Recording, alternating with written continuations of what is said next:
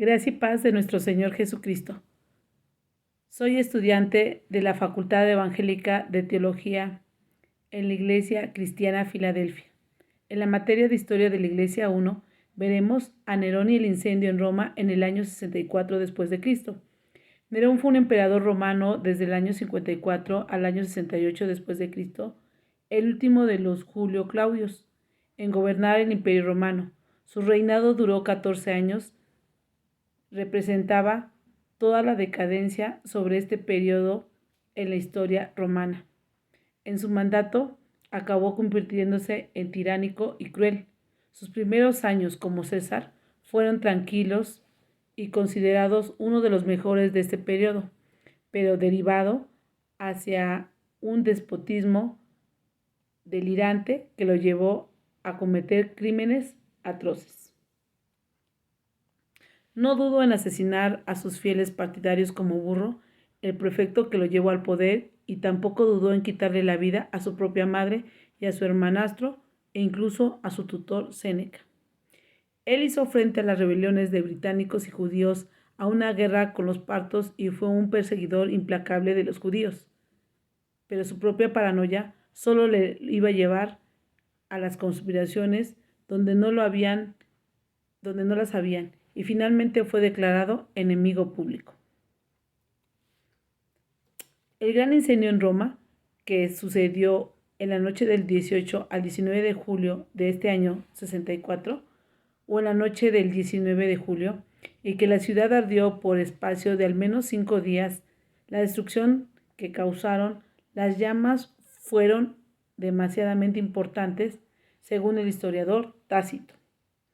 4 de los 14 distritos de Roma fueron arrasados y otros 7 quedaron muy dañados.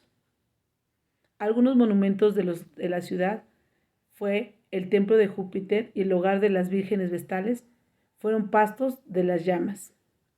Por otro lado, en el espacio liberado por las llamas, Nerón hizo construir el Domus Aurea, que es la Casa de Oro, un palacio de proporciones desmedidas y de gran lujo que ocupó buena parte del centro de la ciudad.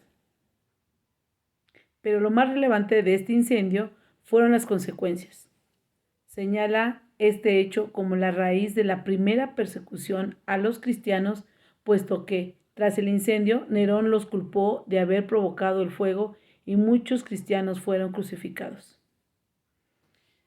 Recordando que Nerón fue feroz perseguidor de los cristianos, con actos que incluyen el asesinato de los apóstoles Pedro y Pablo, según Tácito, Nerón usó a los cristianos como antorchas humanas.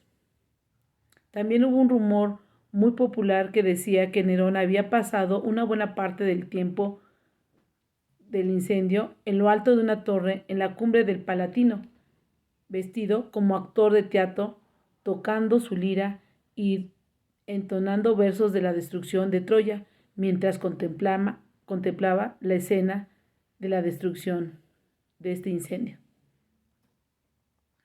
No sabemos el número total de muchos muertos que hubo, al igual en esta persecución. Sin embargo, fue un hecho recordado posteriormente en varios documentos cristianos como un tiempo de dolor y sufrimiento para el pueblo de Dios. Nerón promulgó un edicto en contra de los cristianos, probablemente con el propósito de ampliar la persecución hasta los límites de su imperio.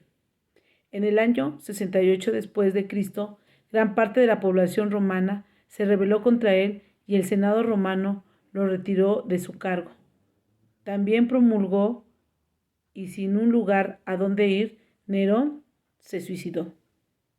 A la muerte de Nerón prevaleció su edicto, y si quisiera iniciar cualquier político en ese tiempo una persecución, podía hacerlo, apelando a la ley que promulgó Nerón. De esta manera vemos que a través de la historia el pueblo de Dios ha sido perseguido. Pero mira, amado hermano, créeme, el Señor Jesucristo está al frente de nosotros.